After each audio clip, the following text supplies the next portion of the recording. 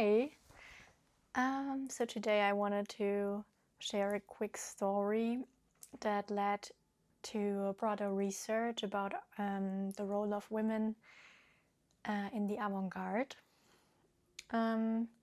Because it all started that when the other day I went into the local museum. I didn't do much research before going, and I just knew there would be an avant-garde exhibition displaying a local artist. And arriving there, I was impressed. I really liked the art. It was a nice mixture of textiles, paintings, furniture, and also prints being displayed in this beautiful architecture. But all of the art has been by a local artist who did play a big role in the Italian futuristic arts movement. I didn't really know something about that period, to be honest, but already when I was wandering through the exhibition, I have been irritated here and there, as most of the art has been made throughout the years of early 1900, but there were no mentions on the artist's background or political context of the art. Also, I have been a bit irritated of the artist's decision to actually build the museum and design it just to have it display his art also in the future. I don't know, I thought okay, that's a big move, seems a bit narcissistic to me. And actually, right now there is a huge storm going on outside. I hope that you don't hear too much from it. But yeah, it's a bit crazy, there's leaves blowing all over. Well, back to the topic. So when I came home, I did some research only to find out that it has been a huge fascist, and also the whole futuristic arts movement in Italy has been tied to fascist ideologies, like glorifying war, violence, and man as dominant figure in society. Not only have I been annoyed then to have paid to see a fascist's art in a museum, but I found it especially frustrating that there is still museums displaying fascists' art and celebrate an artist's work without questioning or at least naming the political and historical backgrounds. On the other hand, maybe this isn't a very surprising issue, keeping in mind that the whole world's tendencies towards fascist movements right now. So yeah, but I don't even want to drop the artist's name, as I think he is definitely earning enough fame, having his art shown until today in a museum. But I actually want to talk, instead, talk about the role of his wife and also other women generally in the avant-garde. Because when walking through the exhibition, there was a small little aisle I almost skipped, as I thought it would be only leading to the toilets, to be honest. But it was there where, to my opinion, the most important information has been held, which is that there has been a few photographs being displayed showing the women who actually produced a high number of the art being displayed in the museum. I think it is a very common thing that artists also today, when they reached a certain level of fame, have others produce their art and only take the role as a face of a brand and still earning all of the credit and fame for the work. But I think it is very important to mention that it has mostly been women actually doing and producing the work, especially when it comes to textile art, which was also being displayed a lot in the museum. But The problem of the invisibility of women's work and also women's art hasn't only been like an issue of the avant-garde, which leads me to the book that I've also been reading in the past few weeks. The book called My European Family, The First 54,000 Years by the Swedish author Karin Bojs, where she is telling the story of the origin and migration of the humankind within Europe based on archaeological research, mainly focusing on the history and role of women back then. While there are still a lot of uncertainties about the ways our ancestors lived on the land, what we call Europe today, it is becoming more and more clear that there have been a lot of misconceptions and reductions in the narratives we are telling about life back then. I think it is very important to re-evaluate those narratives, as they are often being instrumentalized to justify patriarchal ideas and gender roles. For example, the system of categorizing the years in periods named after like durable materials like stone, iron, and copper is actually reducing life back then to just a few materials being used, while it was actually just 10% of all the tools and things people were using in daily life.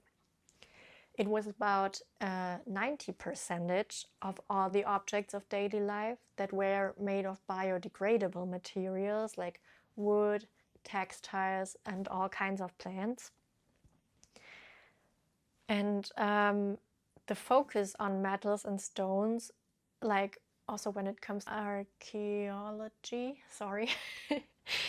like is probably coming from the fact, like, or the disappearance of most of the textiles and biodegradable materials, as they weren't as durable to survive the thousands of years. But with the rising of new modern techniques and tools, researchers are more and more also discovering that the narrative that has been told for years of the strong man hunting with weapons made of stone and bones, like hunting to feed the women and the kids, has actually been wrong. The anthropologist Olga Soffer, like also being the author of the book The Invisible Sex, talks a lot about the role of textiles back in the Stone Age. So she thinks that it has been mostly women working on these biodegradable materials, which means that due to the widespread disappearing of these objects, also the whole work of the women became invisible. In addition to that, she has been pointing out that women were producing using nets, which made it possible for them also to hunt smaller animals, which meant they contributed to the food supply back then in the same way as men did. So, reflecting on that idea of the invisible work of women back in the early ages and the story of the women's role much later in the avant-garde, still often working with textiles in the background, draws an image of the never-changing invisibility of women's art, which actually plays a very important role in society that men often benefit from. This suspicion only grew stronger for me as I read about other women in the arts field in the early 1900s. Because, like, first of all, when talking about the role of women in the avant-garde, I think it is important to mention that until the year of 1919, women weren't allowed to study at an arts academy, which means that most of them gained their skills self-taught, while men had a much broader access to artistic education and education in general. Nevertheless, times were changing and the role of women in society began to shift as they appeared more and more in public life, going out, smoking, drinking in the same way as men did, which still sounds super sad, but actually has been a huge step, as before women weren't really a part of the public life, also like cultural life, mostly staying at home, taking care of the kids and the household. So the first steps of women's emancipation also showed in fashion, where the content creator Shannon Kim made a really interesting video about that I can definitely recommend watching. But also in the art scene, people were longing for a break with tradition and the repetitive depiction of the past. So new genres were arising, like the futurists, glorifying technological progression and its aesthetic. Then there was like realism has been replaced with a much more expressionist and sometimes even surrealistic approach, like putting the artists themselves as a subject in the center of attention instead of their surroundings. So a new era in the arts began, and that was also reflected with a new aesthetic. Like motives often were being abstracted, which led to a re-evaluation of the use of color and its significance.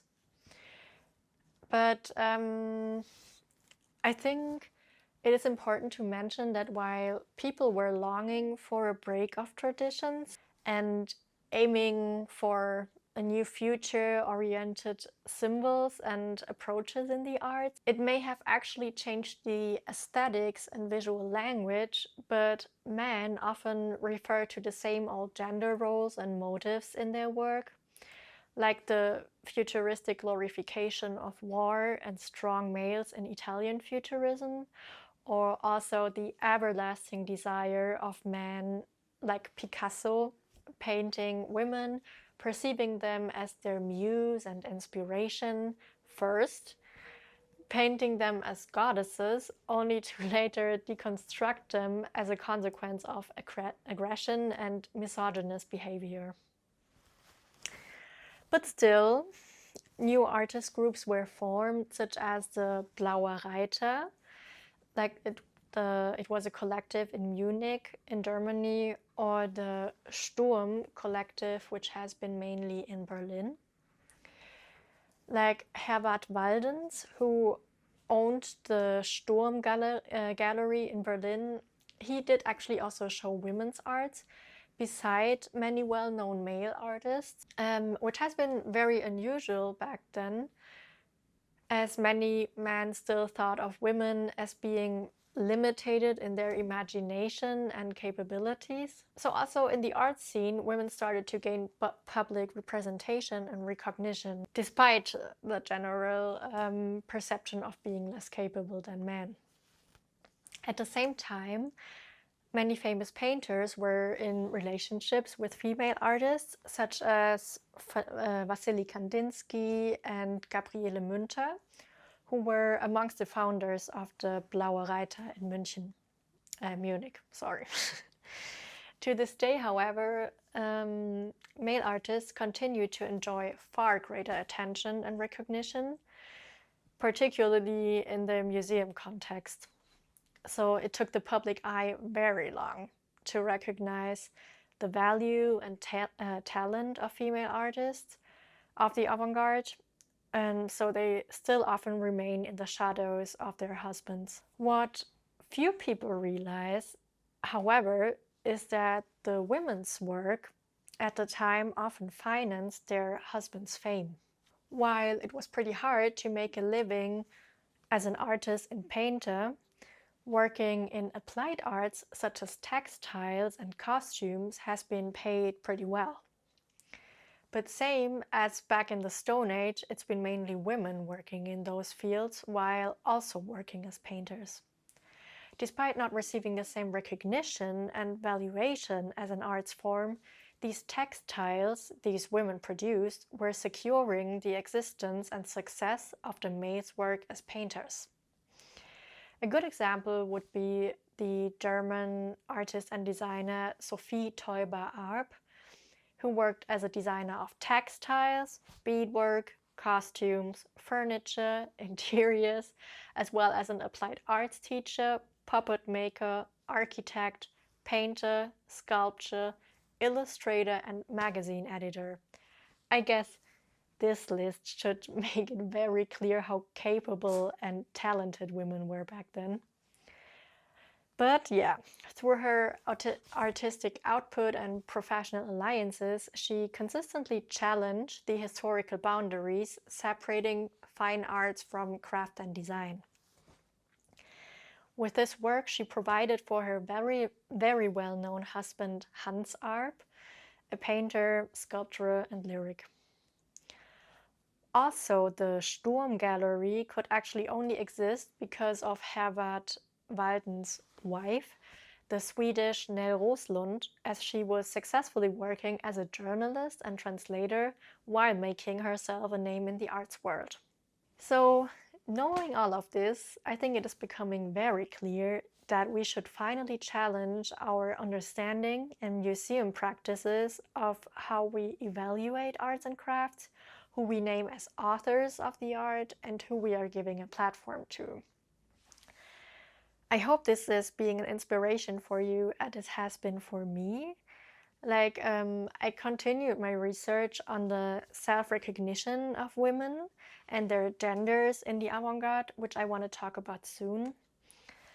I would really like to put an emphasis now also on the way women started to paint and talk about their roles in society and how much it differs from what the way men are reducing them.